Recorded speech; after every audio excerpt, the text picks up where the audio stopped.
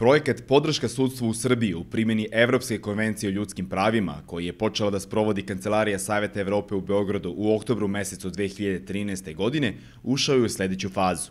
U novembru prošle godine konsultanti Saveta Evrope obišli su sudove korisnike projekta i obavili razgovore sa predsjednicima sudova i kolegama iz odeljenja sudske prakse. Njihovi izveštaj o zatečenom stanju kao i preporuke za unapređenje od velikog su značaja za dalji razvoj projekta.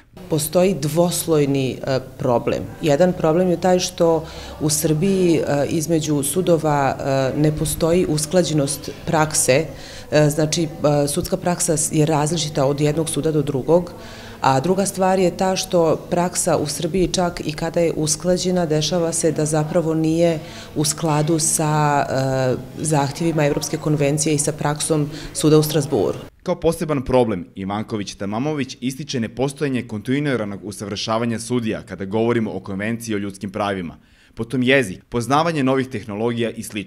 Bivši sudija i predsjednica sekcije Evropskog suda za ljudska prava Nina Vajić izdvojila je neke preporuke iz izveštaja ekspertskog tima. Nakon što se osvijestilo da postoji neki problem ljudskih prava, potrebno je poznavati sudsku praksu Evropskog suda i potrebno je, i na to izvještaj stavlja vrlo veliku važnost, imati određenu bazu podataka koja sucima i svima onima koji odlučuju na temelju konvencije omogućava da se na najbolji i najbrži način mogu upoznati sa rješenjima Evropskog suda.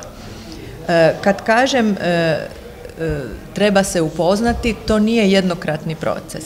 Pretražujući sažetke presuda Evropskog suda, naši sudski radnici bi bili u mogućnosti da lakše i brže pronađu rješenje za neku nedoumicu u određenom predmetu. Ukoliko bi im bila potrebna dodatna pomoć, izveštaj predlaže i uvođenje posebnih savjetnika za ljudska prava pri sudovima u Srbiji. To mogli biti bilo suci, bilo sudski savjetnici, ovisno jasno o odlukama konkretnog, lokalnog ili višeg suda, i koji bi imali funkciju s jedne strane da budu neka vrsta servisa za suce, da pomažu kad im se javi neki problem. Dakle, prvo su osvijestili, imali tu problema i pitanja ljudskih prava, shvatili su da ima, da treba potražiti praksu, ako im tu treba pomoć, onda bi im ti posebni savjetnici za ljudska prava pomagali, oni bi im eventualno pomogli naći takve presude ili bi im dostavili takve presude. U cilju usklađivanja nacionalne sudske prakse, Nina Vajić ističe da je poboljšanje komunikacije između sudova horizontalno, između apelacionih sudova, ali i vertikalno, ključno za unapređenje efikasne zaštite ljudskih prava na nacionalnom nivou. Vrhovni kasacioni sud, taj sud, to je najviši sud u međuredovnim sudovima, on je odgovoran za usklađivanje, ujednačavanje sudske prakse. Premda odluke Vrhovnog kasacionog suda nisu izravno obvezujuće za niže sudove, ipak postoji ta dužnost usklađivanja prakse i to je izuzetno važno za smanjivanje, ako tako mogu reći, nesuglasnosti, a time i broja predmeta koji idu prema Strazburu.